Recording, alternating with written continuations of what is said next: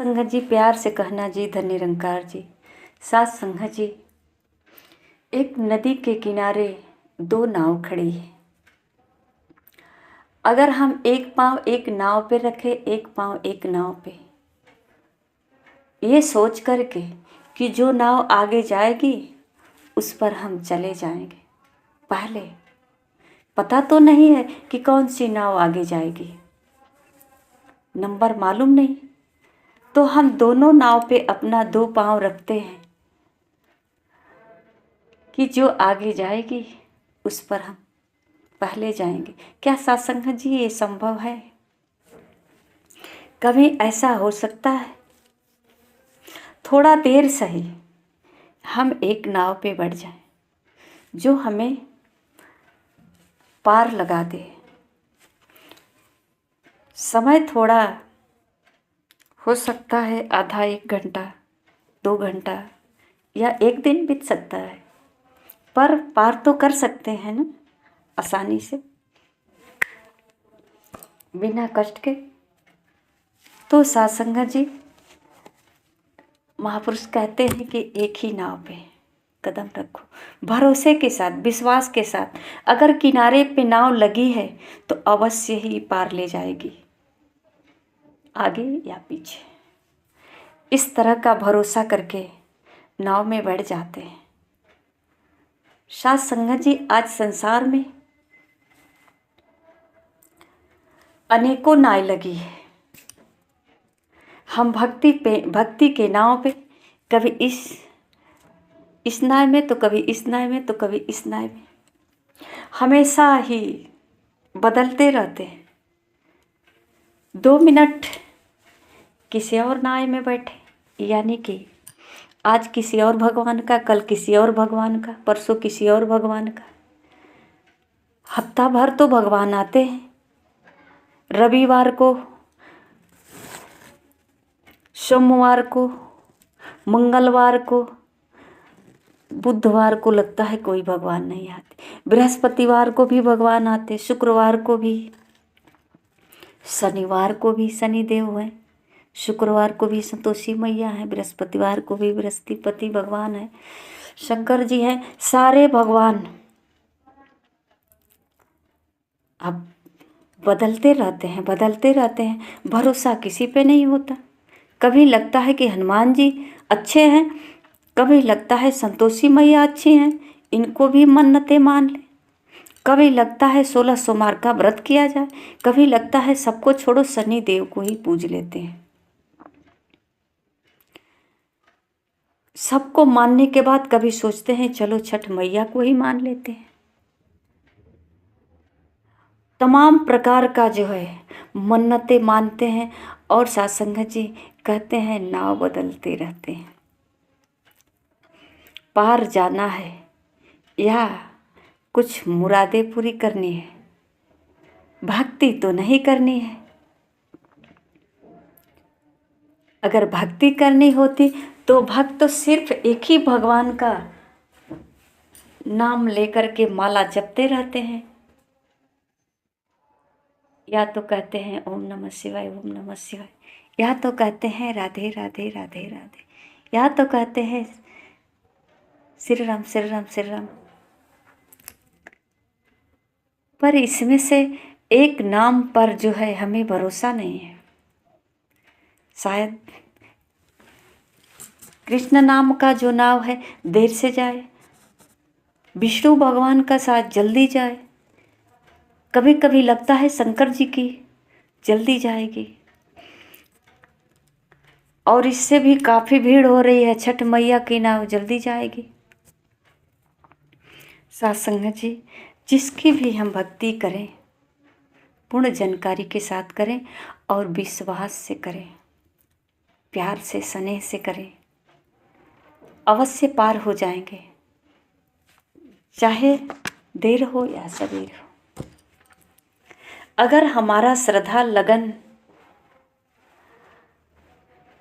हम अंदर से स्थिर हैं, श्रद्धालु हैं, कुछ परोपकार करने में लगे हैं, तो सत्संग जी भगवान को रूप बदलने में देर नहीं लगता।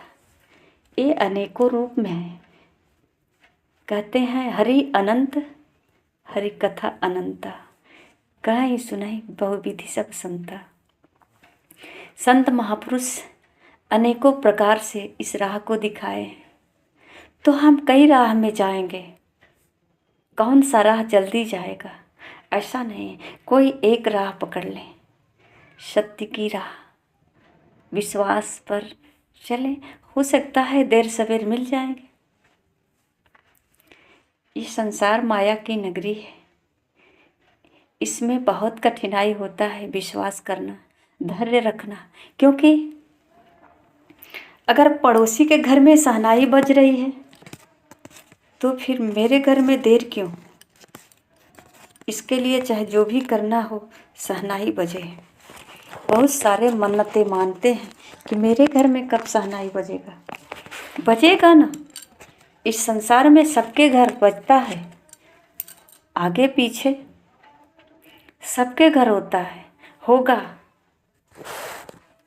साथ संगत जी, ये मालिक की बहुत बड़ी कृपा है कि मानव रूप में संसार में जन्म दिया। और साथ संगत जी, इनकी शुक्रिया अदा करें कि प्रभु आपने इतना सुंदर शरीर दिया, मानव रूप दिया। अब थोड़ी सी कृपा और कर दो प्रभु कि अपने ऊपर विश्वास दे दो कि मैं आपको जिस रूप में भजूं, पूर्ण भरोसा के साथ विश्वास रखूं, हमारे पास धैर्य आ जाए। साथ संगत जी, एक कहानी है। कहते हैं कि एक कुएं में इतना पानी था कि वो पानी कभी सूख नहीं सकता है, कभी पानी कुएं का ख़त्म नहीं होता। अगर ख़त्म भी होता है, वो ख़त्म तो होता नहीं, पर कुएं में अगर किसी को जाना होता है, कहानी ये बताती है कि कुएं के अंदर एक राजमहल है, जिस राजमहल में राजा रहते हैं और राजा से मिलना ही जीवन की यात्रा पूरी होती है। तो लोग राजा से मिलने कैसे जाएं? पानी तो ख़त्म होता ही नहीं है। कुएं का पानी किसी तरह से ख़त्म नहीं होता, चाहे लाख प्रयास करे पानी निकालने का, पानी ख़त्म ही नहीं होता। निकालते जाते भरता जाता, निकालते जाते भरता जाता। किसी फकीर ने बोला कि इस कुएं का पानी कभी निकालने से ख़त्म नहीं होगा, आप इतना प्रयास करते रहो, रातों दिन पानी निकालते रहो, पानी ख़त्म होने वाला नहीं। तो फिर कैसे ख़त्म होगा? लोगों ने पूछा, फकीर बोला कि इस कुएं का पानी एक जड़ी है, उस जड़ी से ख़त्म होता है। जो जड़ी लेकर के इस कुएं में प्रवेश करेगा उसे पानी छू नहीं पाएगा, वो राजा के पास सीधे चला जाएगा राजमहल में। तो फिर ये जड़ी किसके पास होगी? तो साथ संगत जी, फकीर ने उस जड़ी को दिया और साथ संगत जी बताया कि ये संसार जो कुआं है ना, जिसे कहते हैं भवसागर, ये संसार जो कुआं है, इसमें चाहे आप कितनों भी प्रयास करें परमात्मा से मिलने के लिए, पर ये माया ख़त्म होने वाली नहीं है।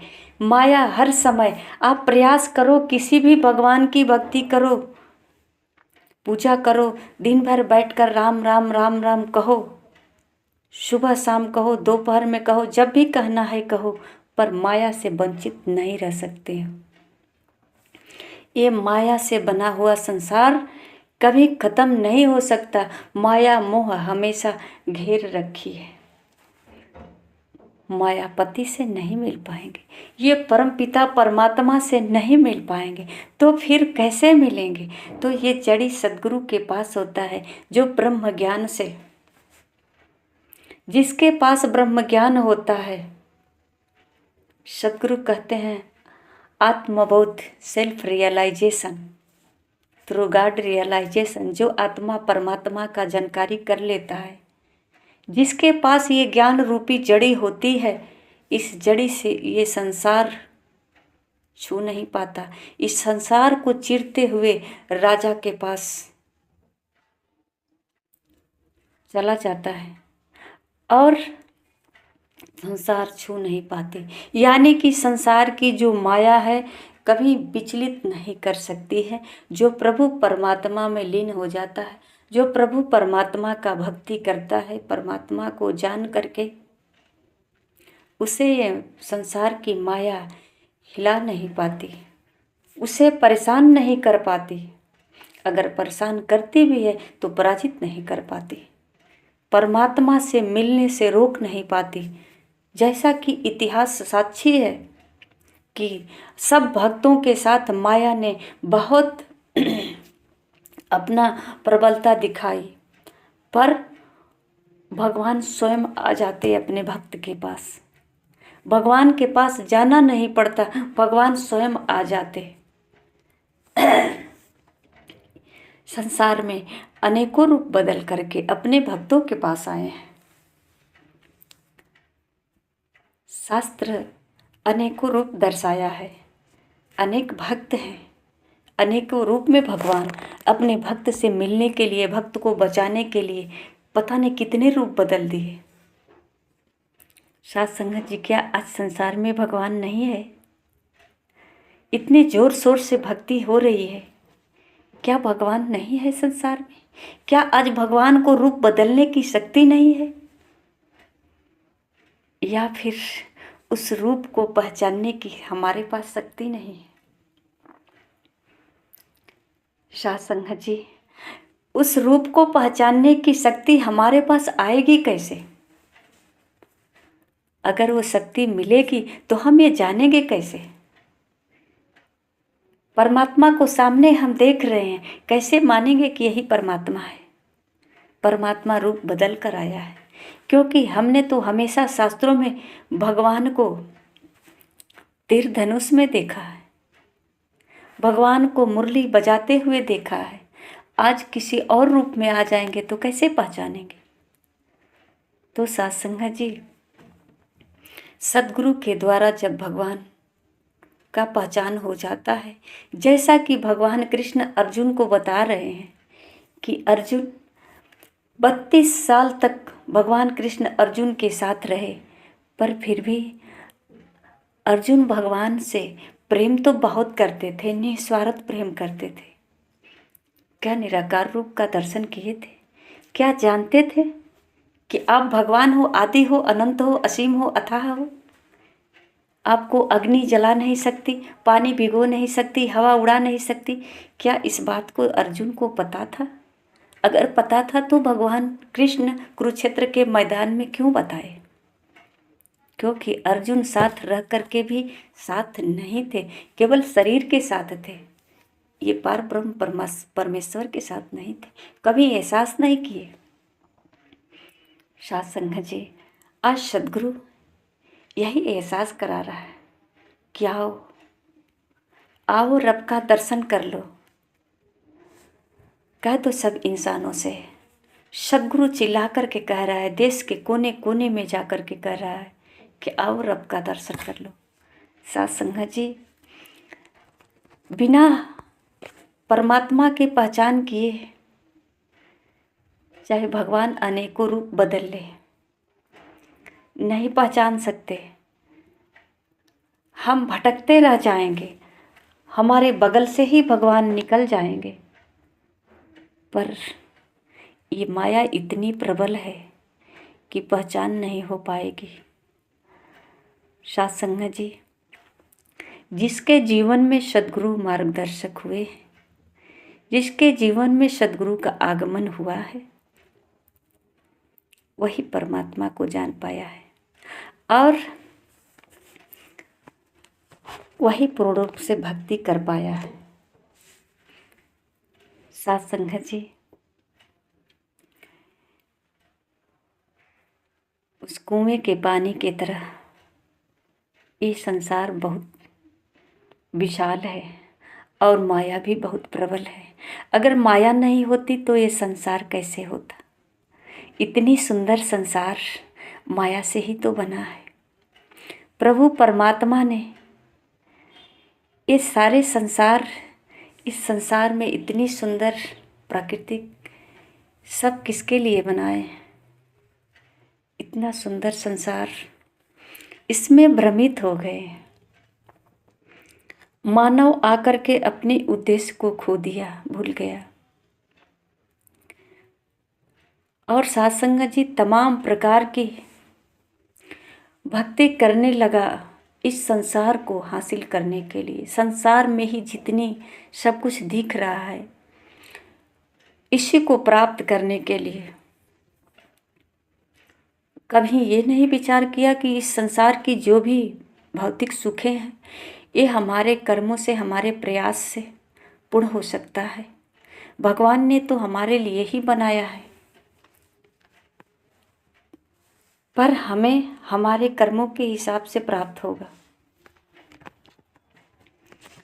आइए साथ संगत जी, ये मानव जीवन मिला है इस संसार की वस्तुएं हासिल करने के लिए नहीं, बल्कि प्रभु परमात्मा को हासिल करने के लिए, प्रभु परमात्मा की भक्ति करने के लिए, प्रभु परमात्मा की पहचान करने के लिए, प्रभु परमात्मा को जान करके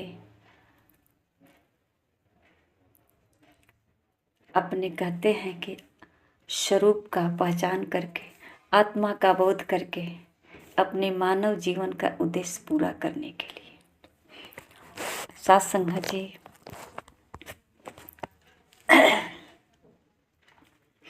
कहते हैं कि 84 लाख योनियों में ये मानव जीवन ही है जो श्रेष्ठ है, और संभव भी इसी मानव जीवन में ही है कि हम भक्ति कर सकते हैं, प्रभु परमात्मा का पहचान भी कर सकते हैं।